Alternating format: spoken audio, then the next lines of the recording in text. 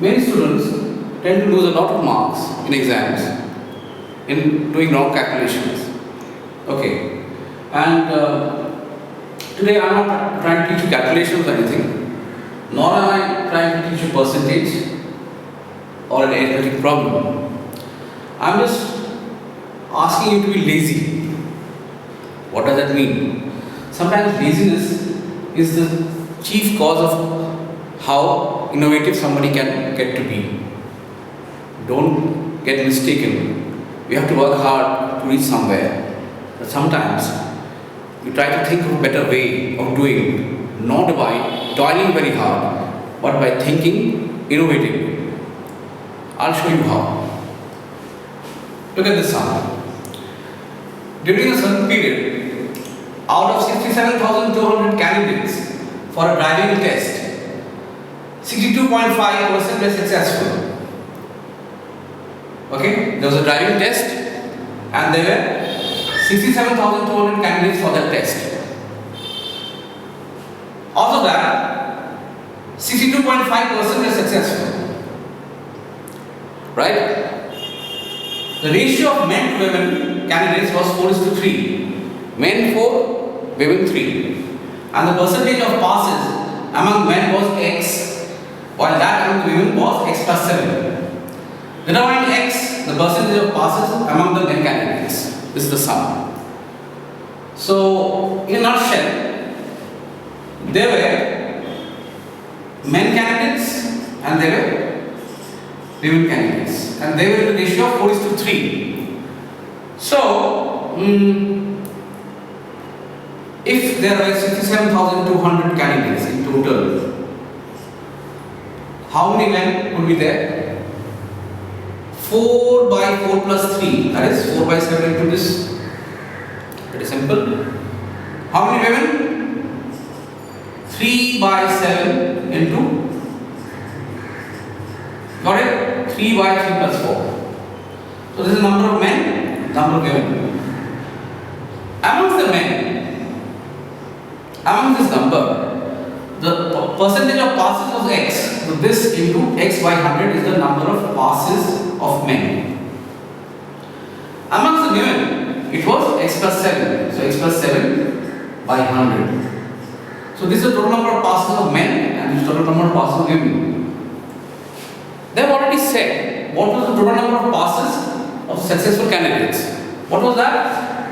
That was talking about 67,200 into 62.5 by 100. They said 62.5% were successful. So number of men, successful men, plus number of successful women must be equal to total number of successful candidates. That is the sum. Most students after coming here, I won't use the word most, some after coming here, they get into a process of cancelling and multiplying and stuff. Instead of that, try to make it work simpler. Try to cancel out all the similar terms from both sides. Can you notice this is the most glaring similar term on each side of the equation? It has to be there in every term and on both sides. You're right, it is 67,200. You just cancel it out. It will not favor the equation. It will not depend. The answer will not depend on the fact that how many people, how many candidates give the exam. It could have been 1 million, it could have been several millions. The answer would always be same. So the answer did not depend on this figure and we just cancel it out. Most students would at this point try and multiply. Okay? Then we have this 100, obviously this goes out of the window. Right? Now we have this 4 by 7 and 3 by 7 and x and stuff. So let's multiply both sides by 7. So if you multiply this by 7, you have 4x. If you multiply this by 7, you have 3 into x plus 7. And you have 60.5 into 7. Right? Gathering all the x's, we have 7x plus 3 into 7. I still not multiply, I'm very lazy. But what I noticed, I've got 7 to everyone. So I can cancel out all the 7s. So what do I have? x plus 3 equals 62.5. So what is the answer? Nothing but 2.5 minus 3, that is 59.5. Nowhere have I multiplied.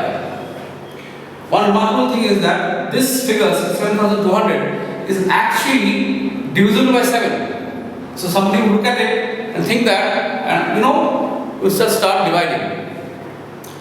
So hold your breath, hold your pause, look at the sum, write down the in formula the word problem, look at it, cancel out the similar terms as much as possible and work your way down. Not always you will get a feast like this. More than often you need to really multiply. But when you do have, just see how neat it becomes. Right?